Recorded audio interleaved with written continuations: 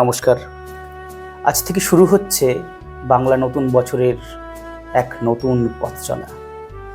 এই শুভ দিনে আমার আন্তরিক প্রীতি ও শুভেচ্ছা রইল আপনাদের সকলের জন্য।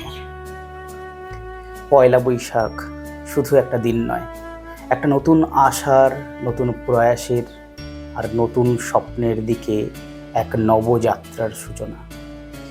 এই বছর হোক আরও সুন্দর, আরও সফল, আরও শান্তিময়। আসুন আমরা পুরনোকে ভুলে নতুনকে বরণ করে নিই হাসি মুখে। শুভ নববর্ষ আপনাদের জীবনে আসুক আনন্দ, ভালোবাসা আর অফুরন্ত আশীর্বাদ।